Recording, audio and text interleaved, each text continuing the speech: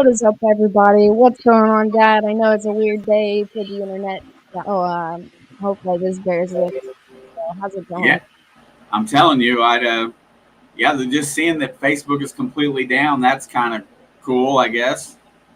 Uh, yeah, I don't. I mean, I don't completely understand what's going on right now, but it's really strange, and I'm, rolling with it. So, if our Facebook viewers end up coming back and watching this on YouTube, this is me saying I am sorry for not being able to show on Facebook because there was no way to do so. And so hopefully Uh, by the next time we'll get everything situated and the earth will be spinning the right way again. So yeah, what's funny is that I was just watching 60 Minutes after the game yesterday afternoon because I was too lazy to get up and change the channel, and then I saw the thing about talking about how Facebook's algorithm for showing videos is based on anger precipitate overrules everything on that. So anything that can bring up an angry emotion gets shown on Facebook feeds more often than other stuff. And then I was watching that, and then today when I seen that, I'm like, man, Facebook's down. They must have got serious about that 60-minute special yesterday. you really never know. I mean, it's just like 1 second everything's fine and 1 second it's all messed up again. Is Mark Zuckerberg an alien? I mean, probably just as much of that Elon Musk is, I I would mean, say. I was listening to an interview or a statement that he did about that, and watching him talk on camera with him being so close to the camera, it makes you feel like he doesn't look real. He looks like some kind of cyborg, or I don't know, just not I mean, exactly I him. remember in the beginning of Facebook, I thought he was kind of a weird dude. So I think, yeah, I mean, it's definitely possible that he's some form of robot or alien. For all we know, Elon Musk created him. Like, Well, that's definitely possible. I always have the South Park version of Mark Zuckerberg. Uh, I will block your style. That episode. Have you seen that one? That's what it remind. It's what he reminds me of, just like a robot that's a computer that is making billions of dollars. yeah, 100%. I think I reference South Park to just about everything. Yeah, that's where I get my correct current events from South Park. It may be like 6 months late, but they usually nail it on the top on the nail, right on the head. Ting ting ting. All right. I am sorry for the distraction. I am just trying to make sure this is going through everywhere it's supposed to be going through. Um, I know it came through on YouTube, so and I didn't see it go up for Facebook, I didn't even put it on Facebook, so there but you go. I was just checking everything else out because I don't know. It's just I don't know. It's a weird day. I don't know. If Mark Zuckerberg woke up today and chose violence. I guess. That's pretty funny. So you know what? I mean, getting right smack dab into it. You know, this Sunday's football games. Yeah, I mean we can start at 1 o'clock. We've already went over every aspect of Thursday night football last week, and so we can jump right into go through 1 o'clock through last night's game, which before anybody sees this and says anything to me, I slept through almost the whole thing. First of all, I did want to watch that game. Like I did. I wanted to see both sides, not just one person, one team. But I am still recovering from being sick, and when sleep comes, I can't control it. It just happens. And I was really upset because I woke up like later on in the night and saw the score. But um let's see. Oh, here's a good one. Washington at Atlanta. Um, this was a pretty good game in my opinion. It was a really true test of I get that the Falcons are not a good football team, but you have to remember that the Washington quarterback is still relatively new to being a starting quarterback. So every team he plays is going to be hard for him, no matter how good or bad the defense is. And they struggled a little bit at the beginning, but ultimately, what I'm trying to say here is I benched Baker Mayfield in my other fantasy team, and I went out and got Taylor Heineke and started him. Baker ended up with 9 points. Taylor Heineke ended up with 23. And I feel like that should say a lot about a guy who doesn't know much about starting for a football team. He really came together, um, played a full game after he got through the beginning quirks. I think the defense struggled at first and then came together as well. And it ended up being a really tight game, but it was a really fun game. And so, yeah, I don't know if you watched any of that, but um, it was a pretty interesting battle. I watched it up till I was at work most of the day, so I got to see bits and pieces of every game. Well, let's see. Where do I start? I think the football gods, like I said a little bit ago, I think the football gods are exacting some revenge on some quirky football scores the first couple of weeks, and they're kind of trying to even themselves out. We've learned that Atlanta still has a crap defense. We learned that that team, Washington's team, was put together fairly well, even though they're really not performing on the defensive side at all. Yeah, I think this week is the first week I saw a turning point for them. Like okay, we got to get better. Like it didn't come at the beginning; it came mid to the end of the game. But I saw that turning point. So I think next game's going to be a real true test for their defense to see if they've actually improved or they're going to just struggle it out all year. Um, I'm still riding that train. I still have faith for them. But I liked watching Taylor Heineke get hot and start playing some good football. Like I said, it is against the Falcons. So at the end of the day, that's not like the biggest test. But I've seen bad teams play good against bad teams, and I've seen bad teams play good against good teams and struggle against bad teams. So all in all, it was a solid game, and I just want to throw this out there. Through the first 4 weeks of the NFL so far, there has been 15 games that have either ended in overtime or ended by a last-second field goal, which is the longest or most amount of games since like 1950. This has been a really good football season despite who your team is, despite if your team's 0-4 or 4-0, it doesn't matter. Like this has been a really good football season. Those 0-4 teams have really fought hard. Sup, Swifty? John Riggins was a boss, dude. I mean, if you want to go back to Redskins lore right there, you can go watch a guy that could just motor. He was an offensive lineman playing running back for the most part. He was that strong.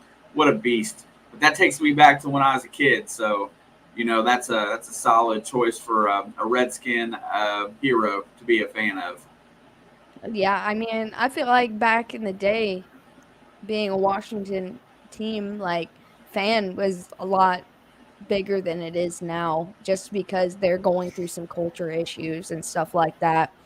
But all the diehard long-term Redskin fans, I respect them because at one point, it was just like the same thing as liking the Packers or liking the Cowboys. It was still like a big thing, and so I'm hoping everybody, uh, I hope they rally as a team and get themselves back on the map because that division really needs to start improving because no one's going to take them seriously for a long time if not. Also, Yeah, what's up, Jeff? I see you in there. you know. This was the first week this season, of course, because that all four teams in the NFC East won games. So I mean, not that they're necessarily showing signs of improvement; they're just showing that they may not be as far in the dumpster as what people project them to be. And we thought that they wasn't going to be that bad before the season, and then we kind of I still faded think the back. Eagles are bad. We kind of faded back towards that they're going to be fairly bad, but it's all good. Also, Colin is in here. What's going on, man? Happy to see you as always. Yeah, man, that sucks about Mr. Bridgewater getting hurt. Yeah, I was really upset about that. It was going to be a close game, like I said, up until that point. Then there was no offense with Drew Lock. I just think that he's like a high school quarterback, man. Like you know, but it's obvious. It looked like watching Denver last year when Drew Lock came into that game. Yeah, that's exactly what it felt like. I mean, their defense, look, I know that they gave up 20 something points or however many points they did give up, but they held them as a team to 100 yards rushing, like a I only rush team. Look, Lamar made some incredible passes in that game, like deep passes, but all in all, that defense did what they were supposed to do. They spent most of the game on the field. They were tired and they still held them to 100 yards, like all of their rushers combined. They decided early in that game that they were not going to let Lamar Jackson's legs beat them. They made him beat him with his arm. And But that's fine. and you know what? And you're right. That is fine. The only thing I can say is that Lamar looked like a quarterback in that game. He actually looked like an NFL quarterback for Yeah, one of I the mean, first this is like times in the his first career. time, at least this year, that I've seen Lamar look comfortable throwing the ball. Well, it was only his second game of over 300 yards in his career. Yeah, that's what I'm saying. As is only his second game and look like an NFL quarterback. Yeah, and I think the first one was against Miami his rookie year. So it was not. But anyway, I think Denver tried to show a different way to. Yeah, see you, Swifty, bro. Thanks for stopping by. Yeah, thanks, Wanted to show Swifty. it. Wanted to show a different way of trying to play them and crowded the box to stop the run. They tried to take away the run, which 100 yards for Baltimore is taking away the run. Yeah, And I mean, like 100 yards for Lamar is usually an average plus all the other guys. And so being able to maintain holding them to only 100 when they spent almost the entire game on the field once Teddy went out. They spent this whole second half on the field. you know, but I think you and I basically agree though that Denver is a pretty top notch defense, and I think that was a big step forward for Baltimore as far as team progression to be a really solid team going forward, especially I with especially as many players as they're down. Yeah, I mean, they've got like 15 guys on the IR. I think it's 14 actually, but I just feel like I haven't watched any NFL channels today. I purposely put on South Park because one, I don't want to listen to Brady and Belichick. I've listened to it for the last 2 weeks straight. Like that's the only thing that's been on there. But I also don't want to hear the degrading of Denver on these shows because they said, this was their true test if they were a Yeah, legitimate 3-0 team. And I don't think that this loss makes them fraudulent. no, and you know what? I didn't hear that at all today, and I listened several times in the car. What I heard more of today was more along the lines of, everybody still just wanted to talk about Brady and Belichick. They wanted to See, speculate that on. that that was kind of the reason that I was ready for this game to come and go so I could get over that conversation and so they can talk about, things that matter. Yeah, I mean, and that was the thing is that that game ended, and it could have went either way. Both teams Yeah. came prepared, and it was a good game. And there's really not a lot to say. Is that congratulations on beating every NFL team and breaking that record in Foxborough. Now we can go back to regular conversation about. Oh, the only other conversation I heard is the changing opinion of Matt Nagy again. Matt Nagy is now a genius, kind of, sort of, Yeah, we're maybe. gonna hear that every loss to win ratio. I mean, this win was big for them. Don't get me wrong. If they lost this game, they might have kicked him out the door. So this win was huge, but they knew they had to win this game. They knew they didn't have a choice. But at the same time, inevitably they beat a Detroit defense that is not good at all. Yeah, I mean Detroit's honestly improved. I'm not saying that they improved because of Jared Goff, because they were as high as they could get at quarterback with Matt Stafford. But they did improve around the quarterback, and on the defense, but they are down some key players right now. Yeah, So therefore, they're in a they rebuild. I mean they've been in a rebuild for 30 years, Dad. Well, I mean, they only had a couple years where they were really truly competitive, and those were years with Barry Sanders and then years with Calvin Johnson. I mean, Matty Stafford had one playoff game at least. So, Yeah, I mean, they weren't always a dumpster fire, but like the thing is they had to know that this year was not going to go well for them. But after watching a couple of their games this year, I don't think they are a bad football team. They are not the worst winless team in the league. And there's No, teams that have wins that I think are worse than them. I agree Like wholeheartedly. the Eagles. I think the Eagles are the worst team in football right now.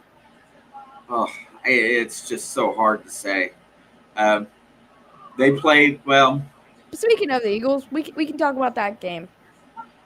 Chiefs go to Philadelphia, and before we get into that game, I want to have a huge congratulations moment to head coach Andy Reid. He is the first head coach ever to officially win 100 games with two teams as of yesterday, and he's the only guy to do it.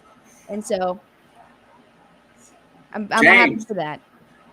I totally agree. I'm worried about Hopkins and I'm worried about CD more so than Godwin. But yes, I'm going to take that as an agree because my fantasy scores have blown lately. Yeah, I mean, obviously, D Hop's nursing that rib injury, and he's going to keep playing because he doesn't miss games. But I think that he really needs to take care of that so he can get back to his elite form. Yeah, let him rest up. They've got enough depth at wide receiver to where they can keep winning. I mean, if But he wants to keep his game streak alive, go in there, catch one ball, and then sit the rest of the game. Start the first drive and then sit the rest of the game, unless you're getting destroyed and you want to go out there and help. I don't like how D Hop is competing with three other wide receivers. I mean, I don't think necessarily that he's competing. It's just that now that he's banged up, they know that, and so they're not going to put all of the weight on him anymore right now while he's healing. And AJ Green's finally coming in these past 2 weeks, and Christian Kirk's been there for a while, and they got Rondale Moore, who is like a younger Tyreek Hill in my opinion, yeah, I in terms think of speed.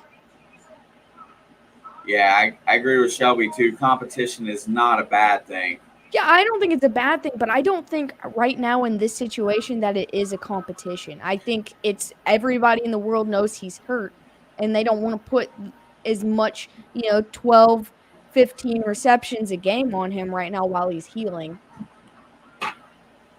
Yeah, I mean, I think there's enough other options in that offense to where, look, I mean, they've been super competitive with him playing limit. I mean, he's still playing, but playing in a limited wide receiver one capacity because the other guys have just been filling in just fine. That goes to tell you how good Kyler Murray is too.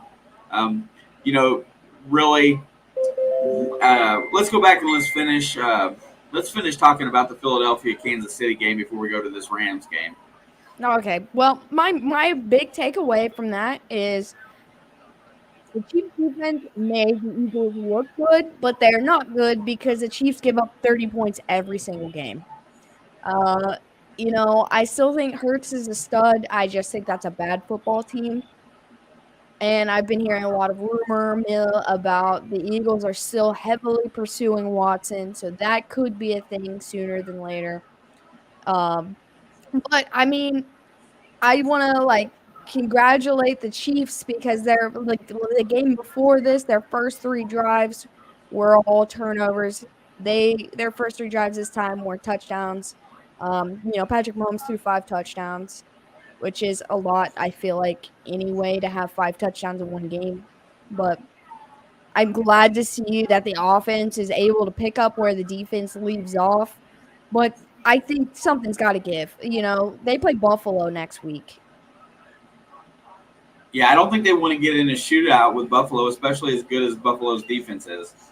And That's this, exactly what I'm saying. I'm and Patrick Mahomes is a smart quarterback, but I think, but also I don't know if this is going to matter or not. I have yet to determine.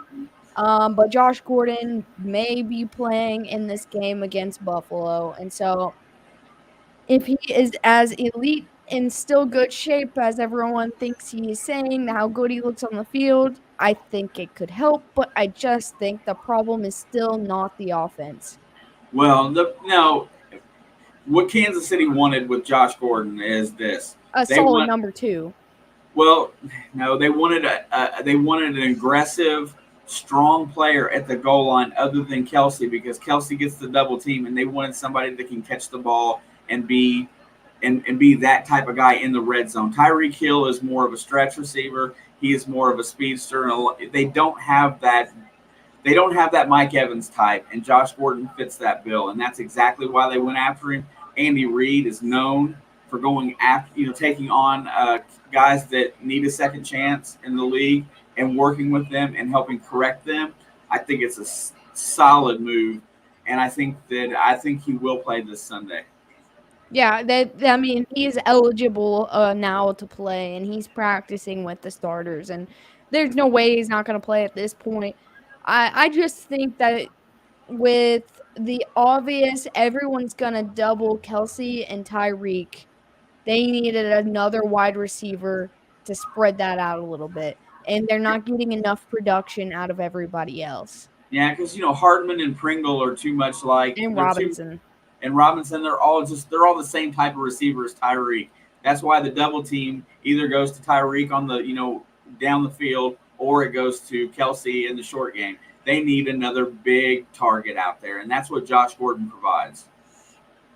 I mean, I think Josh Gordon being on the field with all those other guys is going to create openings for Demarcus Robinson and Miko Hardman and Byron Pringle. Well, I think it's really going to provide more openings for Travis Kelsey, to be honest. I mean, I mean, that man already gets 100 yards a game. I think that will be the first guy that's completely impacted, maybe even more so than Tyreek Hill, but we'll see. I mean, But it just depends, though, because, one game this year, Tyreek Hill had 2 catches. And, yesterday he had 3 touchdowns and 10 catches or whatever. I don't know. I think there's just so much question on that defense. I feel like it's not like when we talk about the Bengals, you know how I tell you about the team motivation shift. If one of the 3 teams on the field loses that motivation and momentum, all of them do. It's not that way in Kansas City. The offense can be putting up 50 points a game, and the defense is still going to allow 50 points a game. I'm going to tell you what watching them reminds me of. It reminds me of watching Peyton Manning as an Indianapolis Colt, having to It do reminds everything. me of Patrick Mahomes' first year as a starter. The year they went to the Super Bowl and beat the 49ers. That's what it reminds me of because it was the same shit. Everyone's been freaking out. They lost 2 games in a row. Well, they lost like 5, 6 games that year. They won a Super Bowl. And so it's because of their defense. Their defense was their issue then, too. Yeah, I really, and I've been dogging out bad defenses, and I've been dogging out teams here lately that they're not in the plus on the turnover, and those are things that you got to have to win games. Teams that are winning games right now, for the most part, all have good defense, and maybe not the best offense, but they're doing well. And Kansas City's got to stop the bleeding. They have to stop the bleeding this week. I don't think they can afford to go to Buffalo and get blown out. I don't I think think it's it's in Kansas City, but it's Sunday Night Football, prime time. I don't think that if Buffalo scores over 30 in this game, I don't know that they're going to win because Buffalo's defense probably hasn't given up 45 points all year or whatever. Something No, I stupid. mean they've had a 40-0 game and they've had a 35-0 game, and they get Yeah, beat by Pittsburgh, and then the other game they still won by a semi-large margin. I looked at it. I think they'd only given up like 44 points this season, and that's nuts. Yeah, and Kansas City's been at like it sucks because their average is over 30.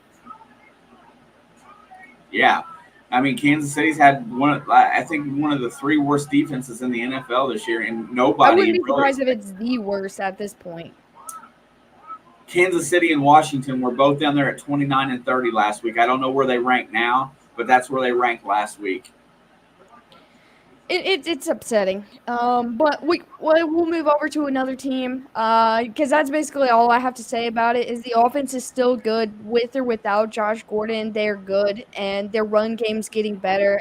Clyde had 100 yards on the ground yesterday, which is great, I think. But it's just their defense. That's what needs to be worked. Like I could sit and talk about the Chiefs all day, but I have nothing new to say. Like it's the same thing every week.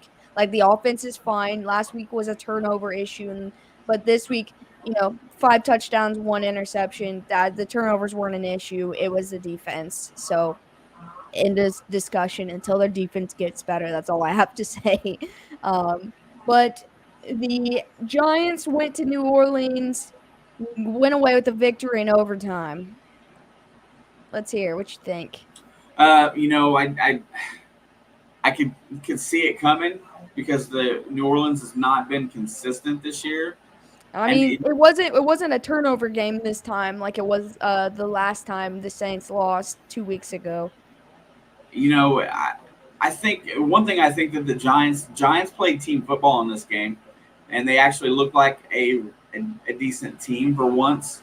I just don't know. I can't put my finger on what I don't like about New Orleans right now, and maybe it's Jameis. I don't know. I'm not sure, but I knew the Giants were going to get a win at some point, and if they didn't win this week, it looked like they may not win the next 10. So this might be the only one they get. Yeah, they But play Cowboys, Rams, Panthers, Chiefs, Raiders, Bucks, Eagles, yeah, Dolphins. Like they this got a tough gaunt, schedule. this gauntlet that they got coming up is pretty rough. So you know what? I'm just gonna say kudos, good job for getting a game, getting a win in overtime. Um, I mean, that was a big win in their, you know, in their team with their team. That is huge. they could very easily be a 3-1 team right now. So you can make a case that they should have won against Washington on the road, and they could have beat Atlanta last week handily. The only game that they got beat soundly was against Denver. Yeah, So you Denver's. could make the I still case. think Denver's a top dog right now. Yeah, I'm not as high on Denver as you are. I like No, Teddy. I'm not as high as on. I mean, I have to be high on all three of those teams in that division because I'm watching what the Chiefs are doing and I'm watching what these other three guys are be able to do. So, I think I'm going to stay high on Denver until Kansas City gets their shit together. As soon as they get that defense figured out, I'm going to drop Denver about 8 spots down the list. yeah, But they're proving to be a better football team right now. yeah. They're. I still think they're better than the Raiders. Truthfully, I think both them and the Chargers are better than the Raiders.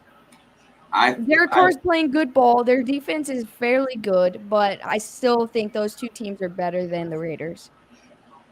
Yeah, I'm not that big on the Raiders at all, but I've never been big on Derek Carr. I've never been that big on This is John probably Gruden. out of like the 7-8 years he's been in the league. This is probably the first time he's ever looked good.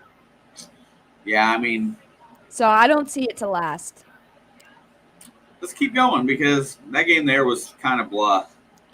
Okay, this is a game that I think injuries played a huge role in, and if everybody, even on both sides, had been healthy, the winner would not have been the same. The Cowboys versus the Panthers in Dallas. I think if the Panthers had all their pieces, even if Dallas had all their pieces, I still think the Panthers would have been able to edge this one out. It would have been a lot closer game. Um, they still put up a lot of offense for not having 70% of their offense in Christian McCaffrey. Sam Darnold's leading the lead in rushing touchdowns right now.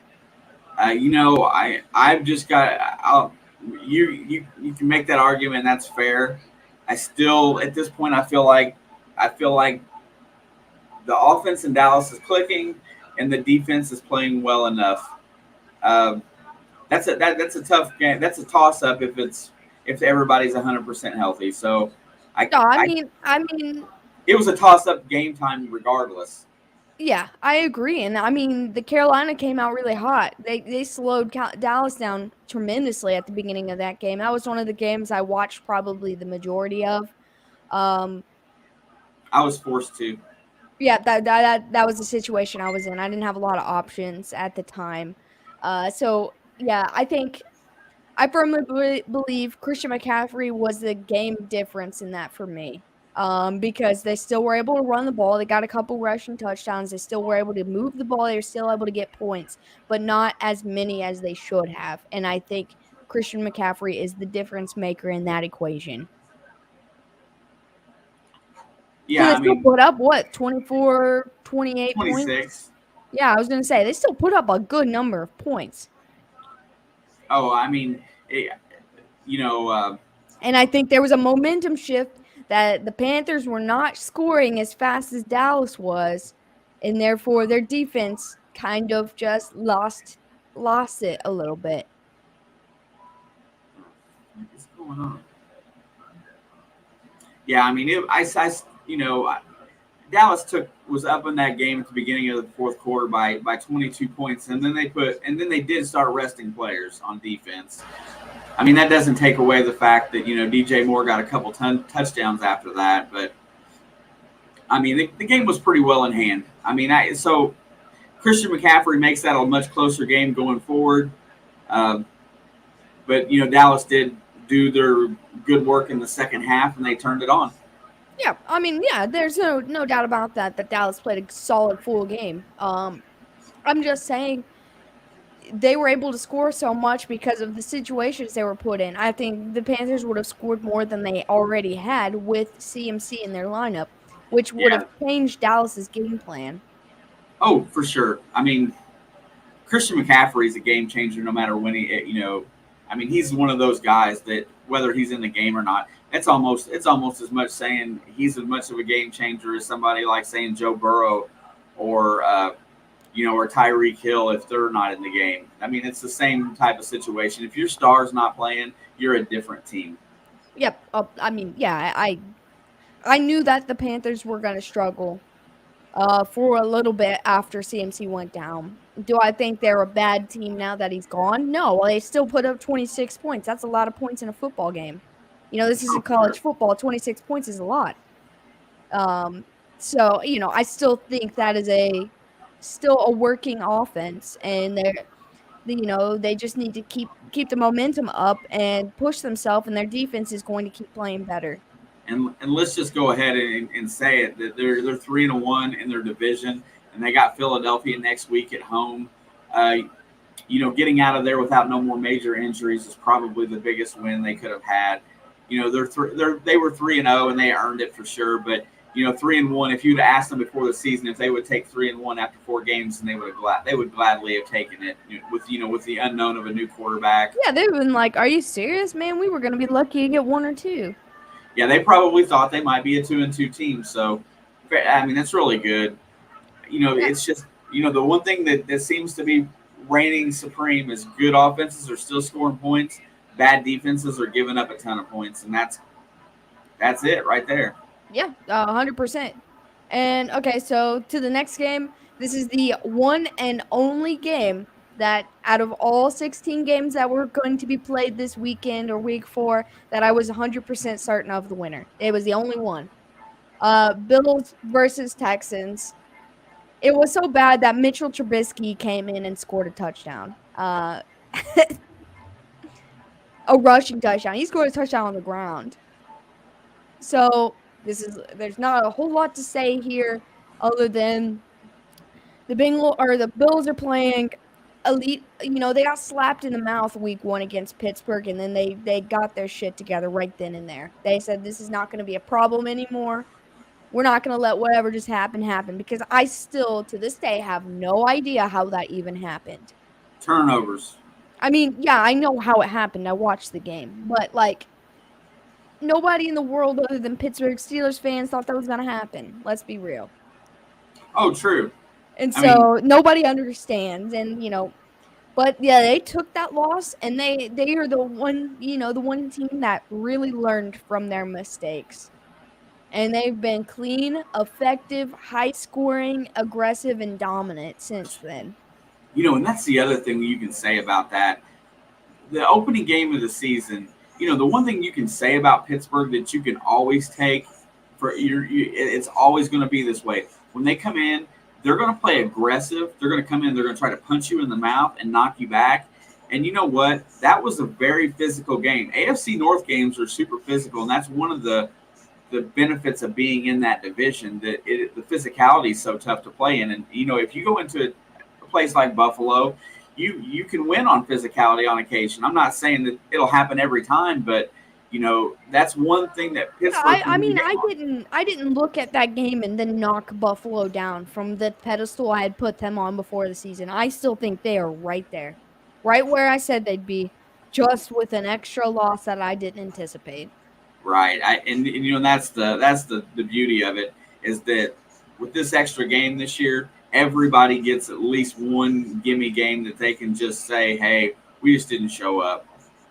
Yeah, I mean that like you said, that's the joy of that is they're allowed to make mistakes. And this is a great opportunity for teams that were right on the edge last year or are improving this year that could become on the edge this year. This one game can make a whole lot of difference for a couple of these teams.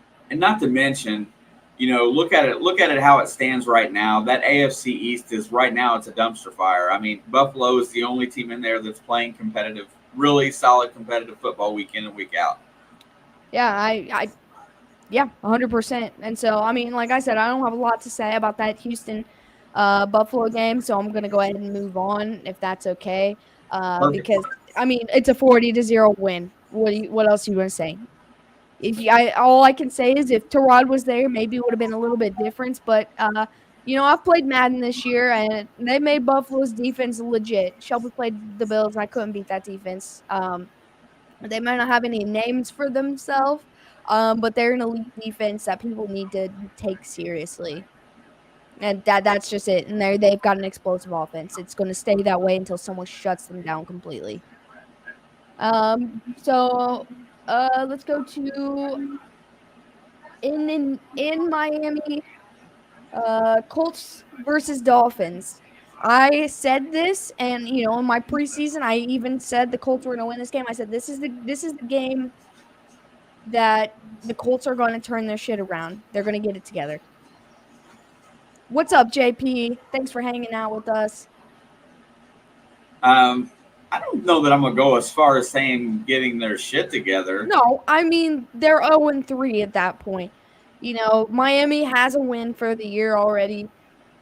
They're not trying to avoid being winless at this point. They're just trying to scrape by until they get their quarterback back, which I don't think that's going to solve their problems.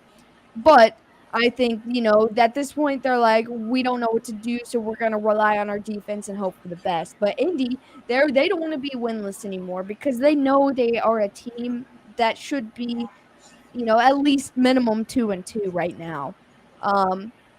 They But should be winning games. Carson Wentz, but whatever. I think this was a great game. It was a very defensive game, but much higher scoring than I anticipated.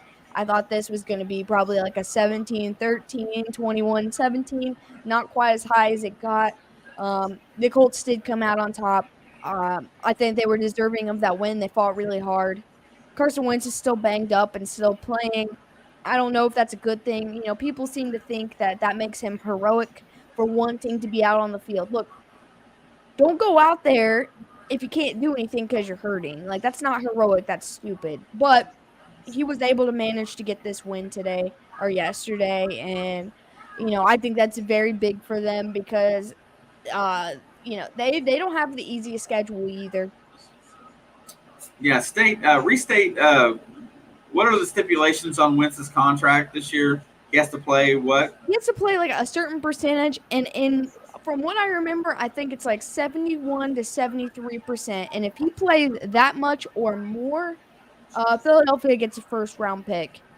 If he plays less than that, it falls down based on percentage. It's just a conditional pick. Yeah, I think they should bench him until he's healthy. Don't lose anything for him.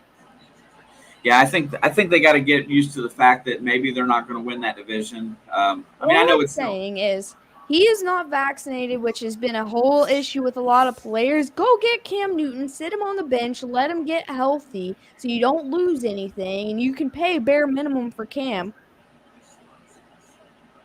I Yeah, think that's the smartest decision right now.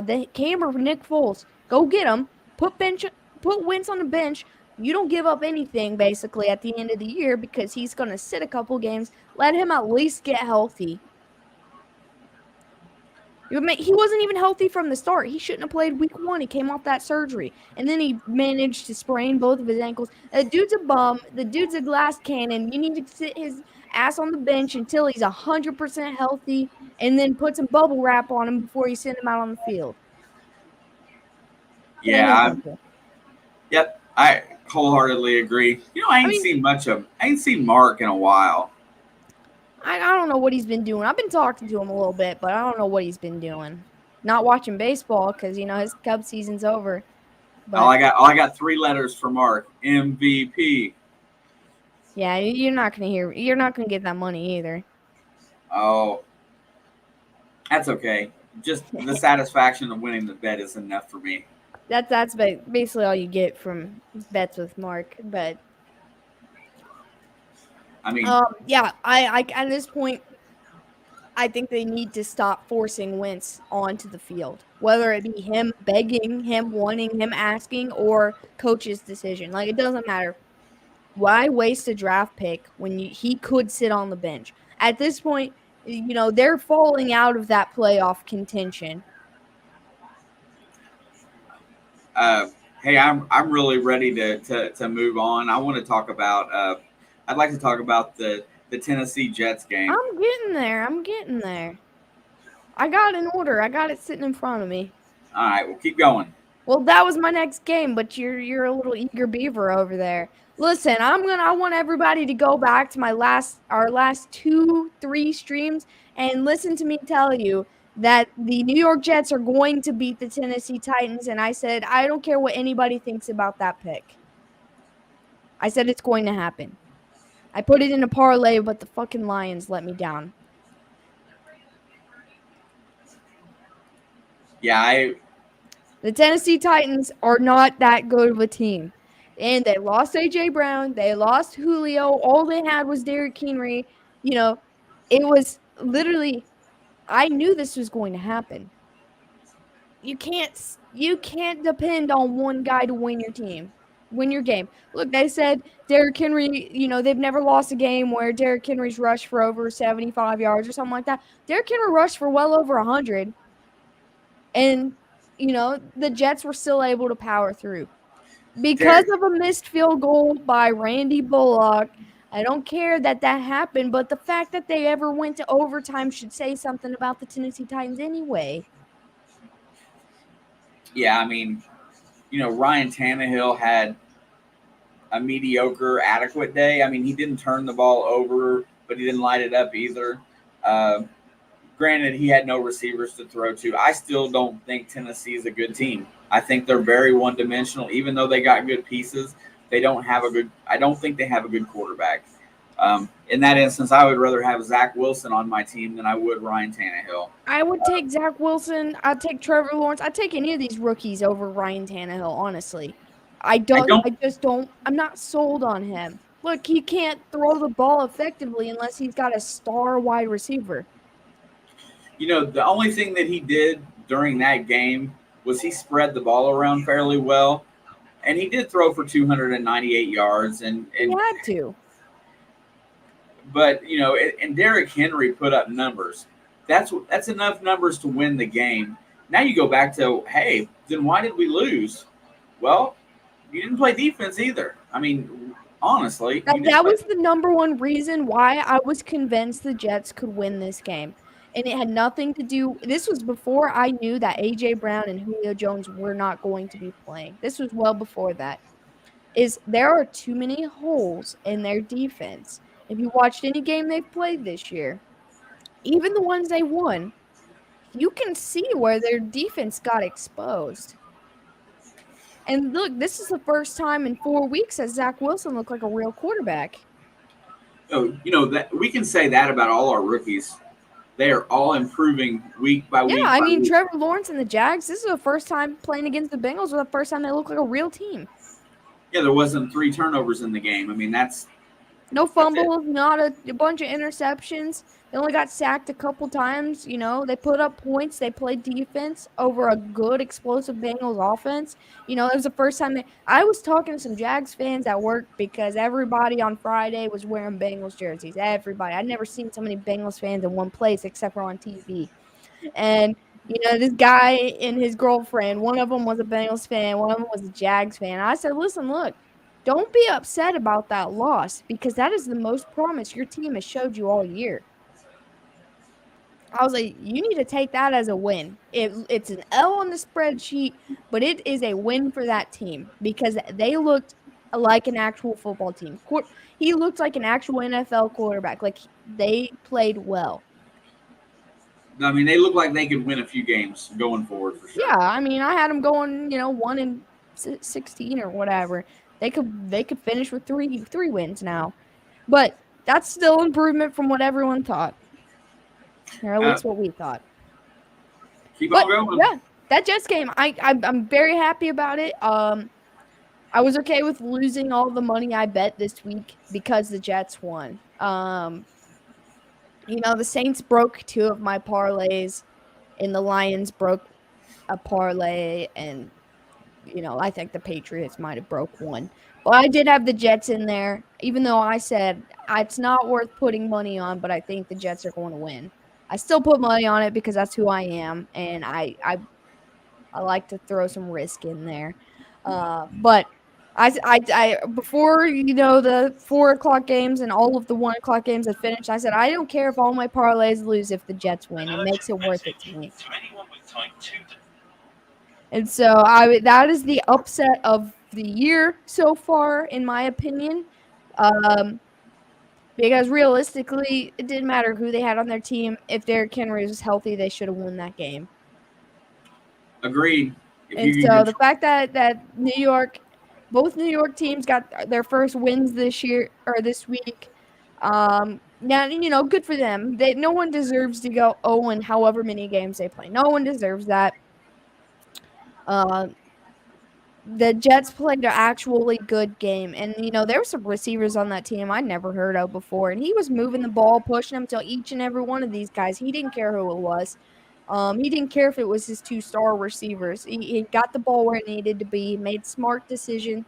He didn't get hit nearly as much as he's getting used to. in all honesty, in that game, neither team wanted to really win in overtime. It took a good portion of the overtime just to get a field goal. So, Yeah, but did you watch the overtime? bits and pieces, back and forth. Well, the Jets made. I didn't watch most of Tennessee's. I watched the game tracker on my phone, but I watched all of the Jets' first drive because there was only 2 drives and it took up the entire time. Um, they had this ball that ended up putting them on like the 1, 2, or 3 yard line, somewhere right there. He dove, but he got out of bounds before the ball could get to the pylon. That should have been over. The Titans should have never had that ball, but he was just about this much short. So they were trying. They were playing good ball. This was, like I said, the first time that he's shown, adult quarterback qualities because that guy looks like a 12-year-old to me. So I was like, he put his big boy pants on, and his mom patted his back today, and he had a good day. Props to Zach Wilson. Props to that Jets defense for not letting Derrick Henry completely wreck their day. Because everybody in the world was anticipating a 300 rush yard Derrick Henry day. True. I know he put up a lot of numbers, but it was a long football game. Yeah, that's a lot. I mean, you know what? And that guy is only one guy. When is he going to be the guy that starts complaining? Hey, you know what? You got all these pieces around me. Can we get some good ones or some better ones? Oh, I think if they lose too many games this year, that's exactly what he's going to do. Because he knows he's a star. He's the best running back in the league right now. You know what? Going back to Swifty earlier, Derrick Henry looks a lot like John Riggins, that big and that strong. I mean, he is something special, that man is. His size, his speed, his strength all together is just impressive. Yeah, on a lot of other teams, he makes a lot of teams unbeatable. 100%. Pick another game. This was probably the most watched 1 o'clock game for me, and I've got a lot of bad things to say about both of these teams. Cleveland goes to Minnesota. First of all, I just want to come out and say I picked Minnesota, and I still think Minnesota should have won that game. This is probably one of the worst games of Baker Mayfield's career. And here is my bold statement about the Cleveland Browns. I think Kareem Hunt is a better player than Nick Chubb. Oof. I Explain. He's more effective in the pass game. He ends up with more rushing yards at every single game, almost every single game. He's in the end zone. He scores the most touchdowns. He gets it from fantasy or just a viewership. He gets more production than Nick Chubb as a whole. I He mean, is. He's more yesterday. aggressive. Look, I mean, here's the thing. Yesterday they played almost even football. Kareem Hunt got a touchdown. Kareem only got 14 carries for 70 yards. Chubb had 21 carries for 100. So they both had the same average. Uh, they are definitely, I still say, the best 1-2 punch in the league. no, 100%. If they only had one of those guys and not both, they wouldn't be that dangerous. I agree. I think both of But them if made I the. had to split them up and only got to keep one, I think I would take Hunt. And I would get another running back to put in front of you to take all the heavy hits. Yeah, I think they've got a really good problem to have. How's that? I still think Nick Chubb's got a higher upside. Yeah, but He could you just imagine what would happen if Kareem Hunt didn't, go all crazy and stayed in Kansas City? Yeah. Did you after game one this year? Did you see the post game of that with the players coming across the field? Man, he was showed a lot of love there. Yeah, Uh, I mean, everyone loved him. Everyone, thinks that everyone hates him, but the coaching staff, the players, the fans, everyone loves him. And they didn't want him to go, but he couldn't, stay straight. yep, somebody that Andy Reid couldn't keep in line. Yeah, he wishes he could have too. He's a great Yeah, player. I love you know Nick what? Chubb, don't get me wrong, but at this point in time, if I could settle for a cheaper other running back and add Kareem Hunt with that, I would get rid of Nick Chubb. Look, I'm not saying Cleveland should just go get rid of Nick Chubb. No, they got what they got. They need to hold on to that because that's all they got, really. But I'm just saying, like, if it came down to I could only keep one, I would take the lesser paycheck and take Kareem Hunt because he's not as expensive as Chubb. Straight up, no Jarvis Landry in the lineup. He has to be in the lineup for them to compete. I mean, This for was Cleveland to this was okay. So Baker Mayfield prides himself on his high completion percentage. He was like below 50%. This was like the worst game he's played in a long time. yeah, he was 15 for 33, no TDs, a QBR of 59.5. And Yeah, here's this the is probably thing: like literally the worst game I've seen him play, and since like week 1 of last year when they got blown out by the Ravens. if it wasn't for stellar ball control in the run game, they don't win that game. I Yeah, think. and Minnesota had a fumble. That changed everything. Well, I mean, that's usually if you want to pick one factor that'll determine the game, it's usually if you have more turnovers than the other team, you're going to lose. Yeah, and I think that was the only turnover, like the big one. Yeah, I'm a little upset with Minnesota's offense though because even though Cleveland does have a good defense, Minnesota has a really balanced attack offense, and Kirk Cousins is more than capable of putting up 28 points in that game, and just didn't. Yeah, I mean, he just both teams played so bad. And I think it's because they are such equal teams. It was ugly. I'll give It it was it was that. it was a very ugly game.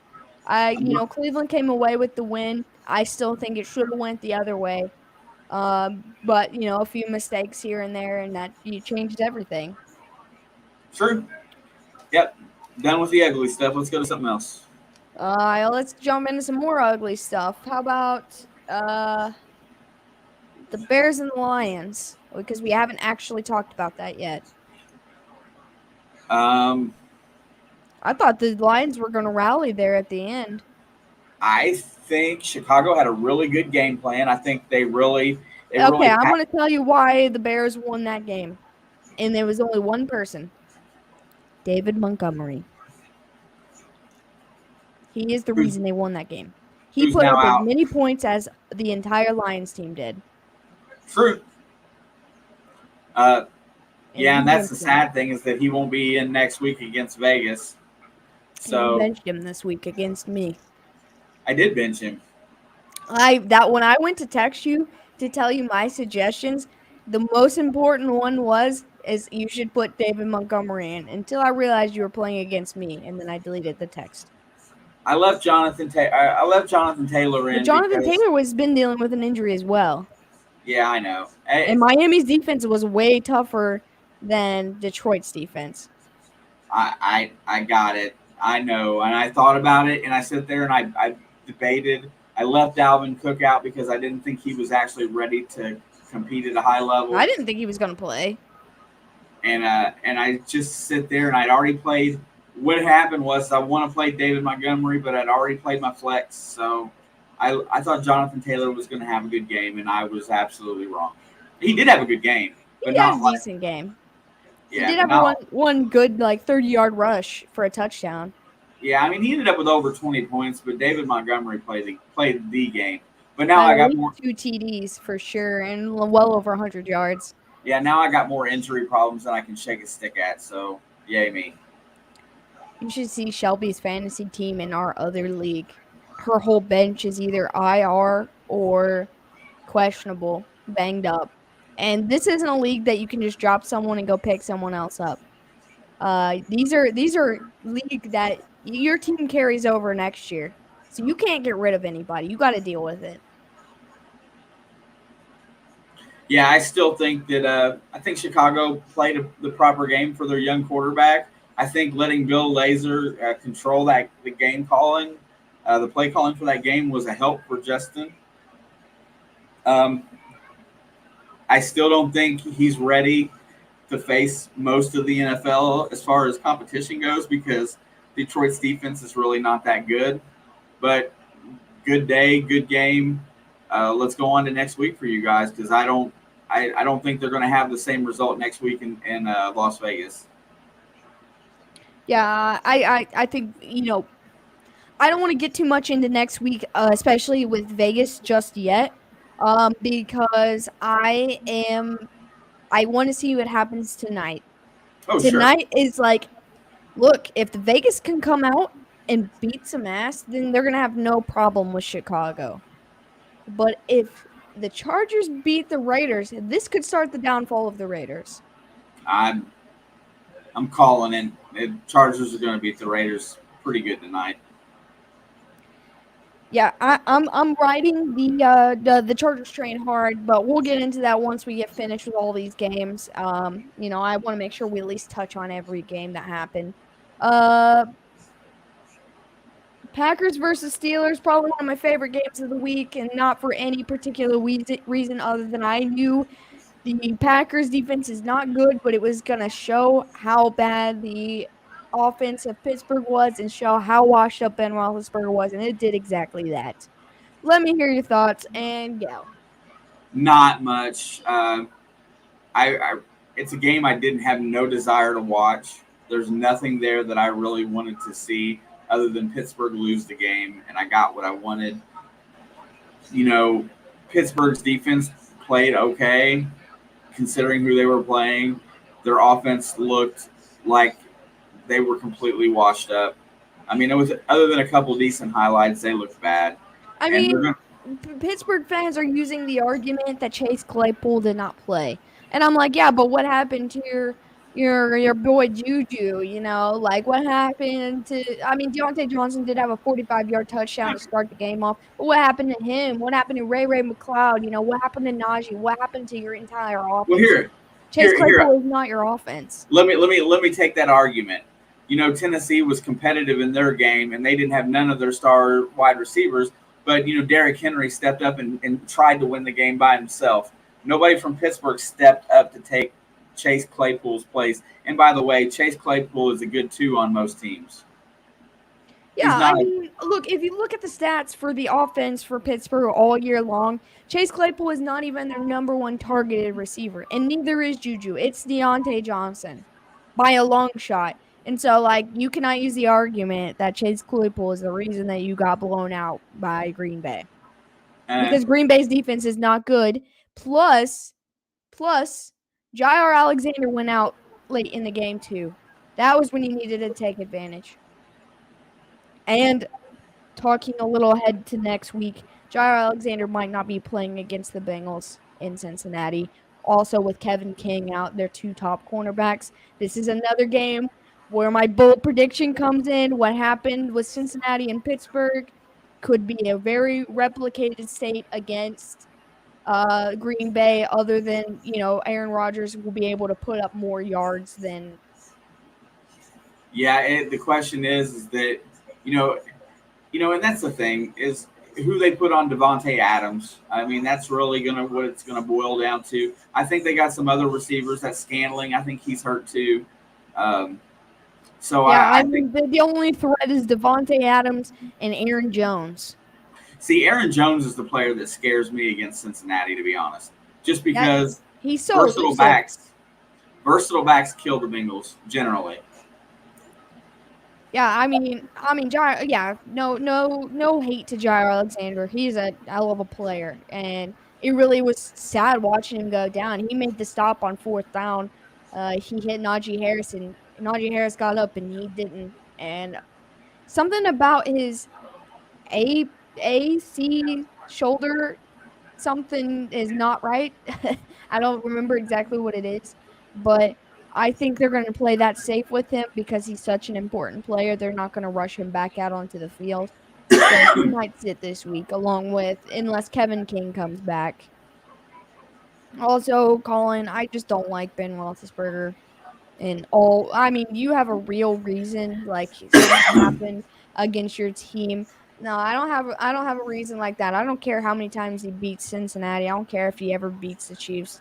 I just hate him as a person, and I don't really care for him as a player either.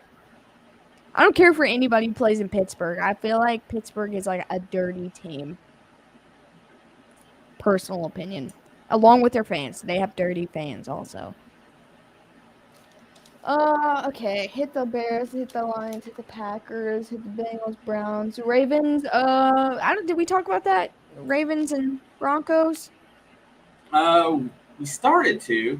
Yeah, we did. We talked about Lamar playing a passing game. Yeah. Lamar looked like a quarterback for the second time in his career. Okay. Let's see. Oh, okay. The NFC West were both two showdowns that both went the opposite direction that I thought they were going to go to. Yep, Well, there you go, Colin. You summed it up right there. He's just a bad person. Uh, but we'll start with the lesser important, in my opinion, of the two NFC West games, the Seahawks and the 49ers in San Francisco. I thought for the 49ers were going to come away with the win with this, but Jimmy G's got glass legs and he went out. And I'm not saying Trey Lance played a bad game, but, they just got bested this week. um, yeah, I think we figured out. I think that game guaranteed us who the third best team is in that division. Yeah, obviously number one and number two were the guys in the other game. Uh, Before, with my preseason predictions, I had, obviously the Rams and the Seahawks at the 1-2. I still got the Rams up there, but Seattle has dropped on my list and the Cardinals went up. When we get over to that game, I'll talk a little bit more about the Cardinals, but I just want to talk about the Seahawks and Niners for a little bit. So we're going to see Trey Lance for at least a week or two in the upcoming games. If not longer. If not longer, which I was going to get to that. He said it was a calf injury. I don't really know what that means. I think that he's pulled or strained a muscle in his calf. I'm pretty sure that he's probably going to be out. But he already said that he said without much else that he'd probably be out at least a couple of weeks. If this goes into 3 and 4 weeks and you give Trey Lance that much opportunity to play and he succeeds and picks up the offense, Well, let's. So next week's going to be a huge test for him. It's in Arizona, and then they get into their bye week, which I think this is the one time ever having a bye week this early is going to be good for them. yeah, If Jimmy hadn't went down, Jimmy plays next week. I think this bye week in week 6 would hurt them. But under the circumstances, this kind of played out. It's going to give one, Trey Lance a week off and a week worth of practice with the first team some more. And then they're gonna be at home versing the Colts, which has a really tough defense as well. And so I think, that bye week is coming at a perfect time if they can get out of the Cardinals alive. Yeah, I mean that's it. I mean I don't want to go into next week too awful No, much. yeah, I'm just saying with the circumstance of the 49ers right now, this is going to make things a really interesting. If they can come away the next 3 weeks winning at least one or two of them, I don't think they're going to slip too far. But because I think the Vikings or the Vikings, the Seahawks, they don't get an easy week unless you consider the Steelers until week 9 or week 8, right before their bye. They play Jacksonville. Um, so, these two teams, I feel like we're gonna have to keep an eye on in the West because obviously we know we're gonna have to keep an eye on the other two. But Right. we're gonna have to watch all four teams, but those two for one reason and these two for another reason. And so, I mean, we already knew the NFC West is the most interesting division this year by far. Yeah, for sure. But we'll hop over and get into this Cardinals Rams, in my opinion, upset. I don't think any NFC West team should be losing at home to a division rival. I think that is going to only hurt them. And, two of them already have. And which makes Arizona and Seattle that much more dominant to me. I'm not saying that the Rams lost any dominance. I still think they're a top dog. If they're not number one, they're number two. By standings, they're number two. But by rankings, I still think they could be number one.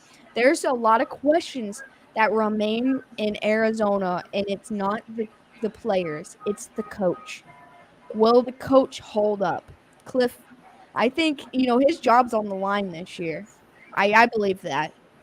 It's playoffs or I don't have a job anymore. But is he going to hold up all season? When are they going to when are they going to fall down? I don't think they are. I mean, me and you both agreed months ago. We wanted Arizona to be in that Super Bowl conversation. We've been saying that for a long time. You know, I'll go ahead and go through my thought on this whole Yeah, game. yeah, run through your thoughts. So I believe that this is how I feel that this played out. I feel like the Rams win over Tampa Bay was a big emotional game because everybody wanted to see Tom Brady come out there and play. So they get that win in pretty dominant fashion. You know what? I don't know that they underestimated their divisional rival. I'm not going to say that, but it sure looked like they had a little letdown in play. It didn't look like they had the same oomph that they had against Tampa. Now, granted, when you play like that against anybody in the NFL, you got a chance of getting your butt kicked. However, if it wasn't for a tiebreaker, these were my two top teams in this division this year. So This is I, my first and last team in the division.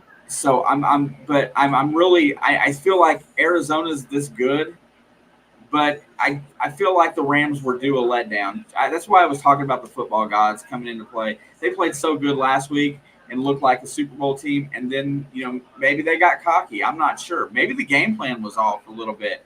Uh, I just kind of love that we're getting 2 weeks in a row that in the NFC West, all four teams are playing only in the West. 2 weeks in a row. And, I think I think if this week didn't give us our, confidence in whatever team, next week is going to really give us the oh, confidence we need and who's top, who's worse, who's there in the middle. Guaranteed next week, Monday's conversation is going to mainly revolve around this division. Yeah, I mean, I could spend probably 4 hours just breaking down the last 4 weeks of this division. I just think all four teams are potentially this good. I think three of the four quarterbacks that are starting in this division are MVP quality. The only one that I'm going to say is not is Jimmy G, and I think it's not that he doesn't have the ability. I just don't think he's mentally tough enough to be a top-notch quarterback in this league. At this point, if Matt Stafford or Kyler Murray does not win MVP, I might be upset. Right now, you got to say right now that they may vote Dak Prescott back comeback player of the year, Yeah, I don't. He's not going to win MVP if he wins but comeback player of the year. but Kyler Murray is putting up he is looking like the best team leader out there this year. How's that? I just like watching him because he's so small. And like he does this thing where he'll go back and forth across behind the line about 3 or 4 times and just fake people out and then go, or then plant his foot and throw the ball. But watching his little legs is like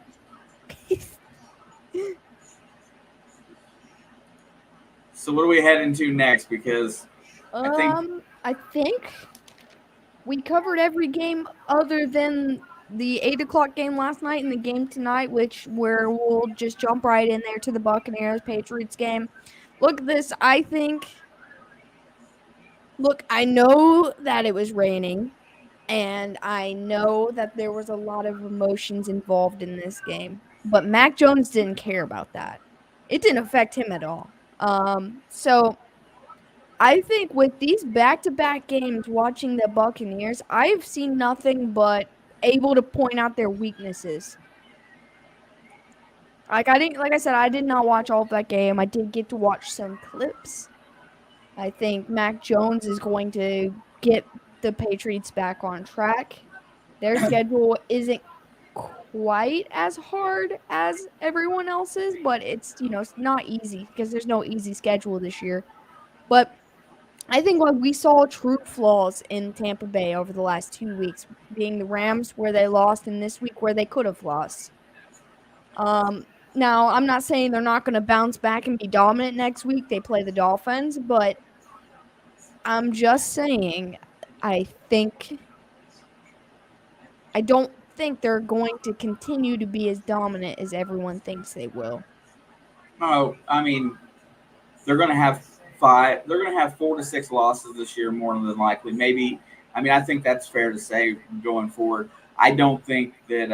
I don't think that Tom Brady is going to hold up this year like he. I think he's. I think the cold is going to affect him playing up north in the wintertime. I just don't think he's going to. I think he's probably right now. I mean, I'm sure he's got the most passing yards in the NFL, and he's playing really well right now. But let's see how he does another. And you know what? Take Gronk out of that game, and I love Cameron Brate. I I really like do. Cameron Brate too. I mean, He is not the same type of target. I just love all tight ends. It doesn't matter, if you can utilize your tight end, you're doing something right. I do like Cameron Brate, but I just felt like they didn't really stand much of a chance. Their odds got hurt when Gronk didn't make the trip. He didn't even go. I mean, but you know what? At the end of the day, Tampa Bay still won the game, and here we go. That's what. And there you go. Tom Brady was a leader in that game. He got his team a victory. It was ugly. It was nasty out. I mean, Yeah. I mean, but that was the thing. They were able to be beat. They lost because of a missed field goal because the kicker slipped because it was wet. I was referring back to the Pittsburgh Chase Claypool argument. Gronk wasn't there, but Brady still found a way to help his team win, even though it was ugly. Now, granted, if it would have been dry out, he probably makes that field goal. I bet money that he would make that. Yeah, field but goal if it had been dry out, some of these passes for both sides would have been better. Did you get to see that last drive? Hmm. Where he tried to kick it. You haven't seen that yet. I was wondering what you thought about them going for it on 4th and 3 instead of kicking the 56-yard field goal because they still had a minute left. Well, they obviously got the 4th and 3, right? No, they kicked it instead of going for it on 4th and 3. I think the rain had a lot to do with it. Yeah, they would have liked it to have been closer, but it's just as easy to throw a ball and it slip out of someone's hand, or to run the ball and not get there. But you know what? The main thing I took away from that game is if you would have put a 12 on Zach Jones or Mac Jones's jersey and told me that it was Tom Brady, I would have believed it. That's how he played. He played his style. They're playing the same style of football that Brady played in 2005. So Yeah, I think Belichick's going to make a winner out of the kid. Belichick has a game plan. I think he went into this game knowing he did not have the better team. He's a genius. He knows that. And the fact that he still had the opportunity to win, whether the kicker made it or not, was enough of a win for him.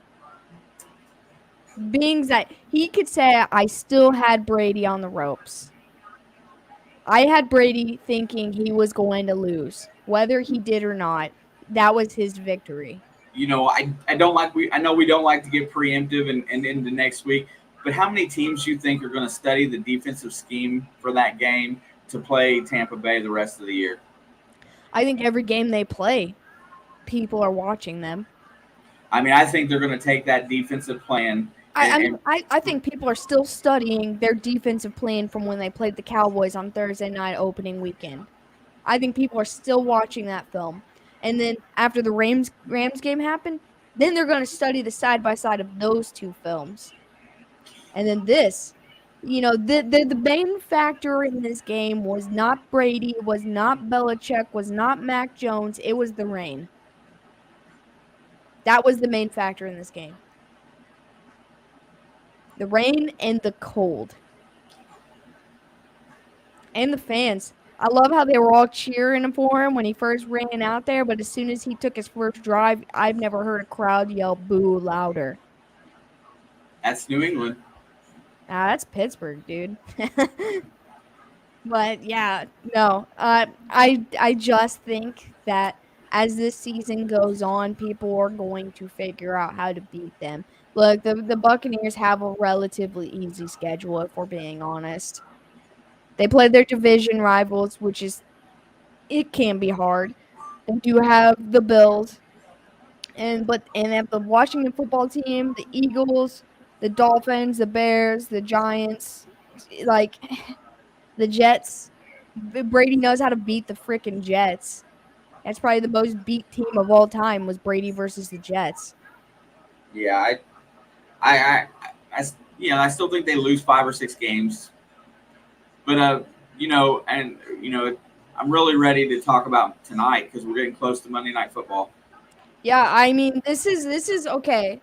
Take away every other division. Just focus on the AFC West for 5 minutes. This is probably one of the games of the year, and I'm going to tell you why. And within this division, Denver is a really good football team, but I don't fear them at all. Like, just plain and simple, especially within this division, I just don't fear them. And I don't think the rest of them fear them either. Chiefs, Raiders, and Chargers, because they know they're all good football teams.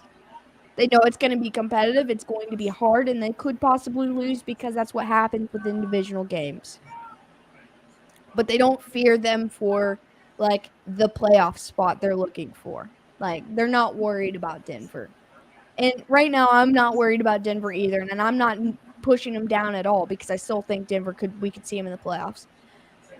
But I truly believe if the Chargers come in and win this game, which this game easily could be taken by either team. I'm not going to say this is going to be a blowout win. This is going to come down to the end, just like every other game we've watched with the Raiders this year. They've had 2 overtime games already this year. Like, this is going to come down to the end because that is just how it goes. But if the Chargers win this game, that makes all 3 teams, I'm not talking about the Chiefs, but all 3 other teams equal, basically. And, then it's like, all right, game on. We're all about equal now. Kansas City's behind a couple games, but, that doesn't matter. They know that. They know that they still have to be scared of that. But if the Raiders, so if the Chargers win, I think this is going to hurt the Raiders' ego. And this is the problem that they always have. They either start good and then finish bad or start bad and finish good, but they hit a turning point and whatever they were doing before is gone. I think one huge loss, and I think this is a really, really important game for both of these teams. I think one huge loss can really wreck the rest of the Raiders season. So what do you think is going to happen tonight? I'm still going to take the Chargers. I'm calling it. It could go to overtime. it's going to go to overtime or a last-minute field goal or like a surprise touchdown like the Chargers did to the Chiefs in the last 45 seconds of last week. Um, but when you're watching this game, I want you to look for one thing. I want you to watch the Chargers on third down. I've watched this. I figured it out, and they get every single defense with it. Everybody will line up, and their center will turn around to talk to Herbert, and then turn back around and snap the ball immediately, which gets every single defender off guard and not set. Every single third down, watch it. He will turn around and go talk to the quarterback and come back and immediately snap the ball. And that is why they've been so effective on third down, because nobody has been set for that. Because usually, right before they snap the ball, the defense makes adjustments. They move around a bit. Yeah, I, so I think that's why they're going to beat the Raiders, because they're going to be more effective on third down. so Unless people finally start figuring this out. But go back and watch every single Chargers game this year. They do it every single time, every single third down. the one thing that I'm going to say, there's a couple of things about this game that I think are really interesting. They're two of the better passing offenses in the league. I just think the Chargers defense has a slight edge. Yeah, that's where I was going in a minute. But the passing yards per game, the Raiders rank first in the league at 401 yards per game. LA's right behind them at 318, and they're third in the league. Here's the thing: if the Raiders can run the ball in this game against the worst rushing defense in the NFL, they can win.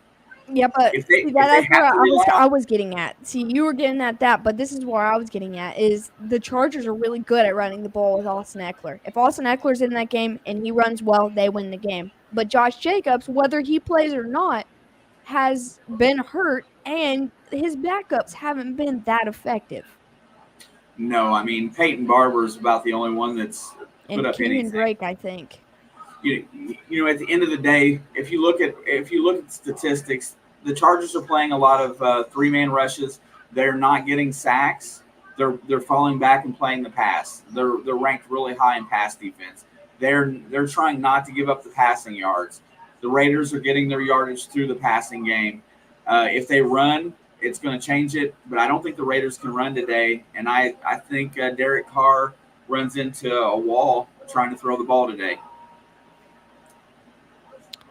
Yeah, there's a lot of things that both teams, like, then you take all those, the run, the pass, that everything from both teams, and you set that aside, and then look at what's killed the Chargers this year, the penalties. Then you got to start thinking about that. If they can play clean football, they should have no problem winning this game. But they have been getting killed with losing points due to penalties.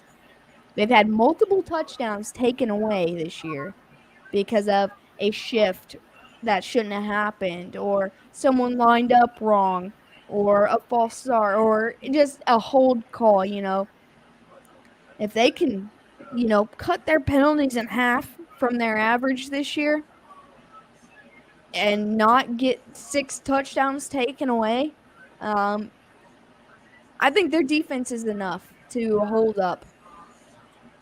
Maybe not I don't think they're going to give up 30 points, but I think if they can hold them to 20 or less, they can beat them.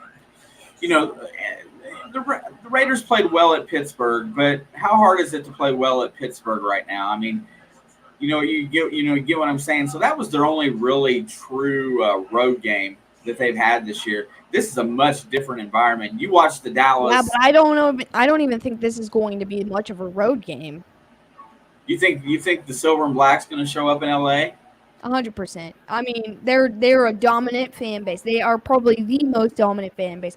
I think the Pittsburgh Steelers travel the best, but I think the Raiders fan base has been the most dominant, right next to the Browns. So the last line that I saw in this game was San Diego was favored by 3 at home. What's the bet tonight? San Diego or Los Angeles favored by 3 at home. I'm gonna just take them by 3. Yeah, I don't know if I feel comfortable giving them more than 3. So I would it's say like, 4.5 is the highest I would go. yeah, I think they cover tonight. What's the over under? 51. I'm gonna take the over, and I'm gonna take they cover 3. I'm gonna go with the Chargers, and I God, yeah, I'm gonna go. I guess I'm gonna take the over too. I'm looking, man. We're I gonna, mean, that's 51 is what 25, 26 points per team. Yeah, that's what I'm saying. If they can hold either team to under that, then that's the team that can win. Um, but I think both teams are gonna put up at least 20. yeah. I This is want not to. going to be a defensive game. This is going to be an offensive game. Oh yeah, I'm ready to see it because the I only just way. think, look, the defense on the Raiders, they've got Max Crosby leading that defense, and that is one hell of a player. But I think that the pass rush for the Chargers is much stronger, and I think they're going to get in the face of Derek Carr more than you would expect them to on any other game. Like I think they're going to get in his face, and that's going to be what causes turnovers in this game. Is Joey Bosa in the face of Derek Carr, whether it be a sack or a pressure, a hit, and cause him to get off of his balance when he throws those deep balls. Yeah, I was filling you in earlier. The Chargers, because I always say San Diego, but the Chargers themselves, they're they have such a good defensive front line that they generally only rush three, so they don't get the sacks, but the pressures is The where. pressures and the hits, man. Like I think Derek Carr likes to throw a lot of deep balls, and if you get even nudged on that deep ball when you release it, it's going to be off a little bit, and that's where his turnovers are going to come. Well, watch the game tonight. There's going to be a lot of two deep safety, and Derek Carr is Oh, going to have to. definitely. Derek Carr is going to have to check the ball down in order to dominate, to have a chance to win this game. Check the ball down or get Darren Waller open. Yeah, Darren Waller is going to be the other guy in the middle of the field that he's a great target. I mean, there's not many that's a better tight end in the league right now. He might as well be a wide receiver. I mean, for I all mean, he's intents and just a purposes. way bigger than a wide receiver. I mean, that's the same thing with Travis Kelce. I put them right next to each other. I think And Travis Kelce's better, but Darren Waller is so good. He's not even put in the top 5 or top 3 tight ends, and I hate that because that man is talented. well, for what it's worth, I'm ready to let's call this one a day so I can get me some dinner so I can watch some football tonight. Any last comments for tonight's Yeah, for game? sure. I went ahead. Facebook is back up and running for anybody that is in here and was keeping tabs on that. And I only even checked to see if I could post this link. Um, like I said, once again, sorry to our Facebook followers that we weren't there. If you see this next week, I think we'll be a little bit better. I think everything is back to normal, and we'll try to get everything situated. But by time Thursday, we are going to have our uh preseason picks ready for you and our current picks for uh next weekend. Who do we got Thursday night? Oh shoot. I can't remember. We have. Hold on, I got it right here. Man, I love having football season and play. It's so nice. Yep. Oh, it doesn't have it up yet. Oh, there it is. I can't remember. Uh, there we go. I got it right there. Because I feel like we should touch Oh, on that real quick. Thursday night game is Rams at Seattle. Talk about a bloodbath. All right, well, let's get our early predictions in because we don't get to talk about it before the game starts. Man, I hate to do this because I still think the Rams are the best team in that division, but I think Seattle wins a close game at home, 31-30.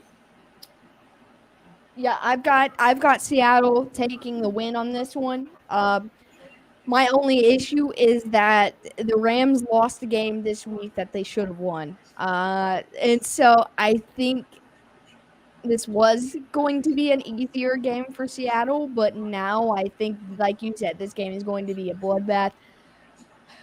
I feel like Seattle it will be the favorite for this game, despite uh how each team has played and everything. Rams are 1 point favorite. I was gonna say, but if they aren't, it's only gonna be by 1 or 2 points. After watching the first 4 weeks, I'm going to take the away team. I'm going to take the Rams. I think they're going to come back, bounce back, and say, we got slapped in the face by Kyler Murray. We're not going to let Russell Wilson do it too. Well, yeah, but it's going to be the same game plan. So I mean, they play very similar offenses. I mean, it's in Seattle. It's going to be loud. I think them getting out of home is going to be good for the Rams. They've played their last couple games at home, I and I wanted think a to. new crowd is going to be good for them. I can't wait till Thursday, but I can't. I'm really can't wait for tonight. I'm super excited for the Chargers. All I right, really so think. I your really last think pick, who'd you have? You took the points, the 3, you took the over, and you took the Chargers. I take the Chargers -3 and the over. All right, so we're in the same boat. We don't have to worry about that. So you were taking Seattle. What's your point spread? I'm taking the over. I'm going. I'm going to take the one. I'm going to take the 1 point that they're currently given, and take Seattle +1 with the over. I'm gonna take the Rams -3. Um, -1. no, I'm gonna take -3. And I'm gonna take the under on this game. Wow. I think Jalen Ramsey is going to try to eat up Russ in the deep ball. Jalen Ramsey doesn't give up deep balls very He often. lost Tyler Lockett this week too, didn't he? I don't know. But I'm taking the Rams by 3. I'm taking the under. You've got Seattle by 1, and you're taking the over. And so I cannot wait to come back here And I Thursday hate night. that. What? And I hate it. I want it. My heart wants to pick the Rams. Yeah, well, my heart picked Seattle 5 weeks ago, but my heart's picking the Rams today. Yeah, Um, but with I'm that with. being said, we got that written in blood. It's going to be on YouTube, hopefully, because our video is not showing up in the studio right now. It's going to be there, so no one can say that we didn't say what we said. But we will come back on Thursday night to finish out what is going to be a total bloodbath in the NFC West on Thursday Night Football. And then we were going to get into our Week 5 Sunday games. So be sure to come hang out for that. It'll be 11 p.m. after Ohio River History stream. I think that's all I got. Go Chargers because I hate the Raiders and I want them to, lose every game for the rest of the year. And I love Justin Herbert, so that's all I got to say. Can't agree more. See everybody Thursday. All right. Peace out, Girl Scouts.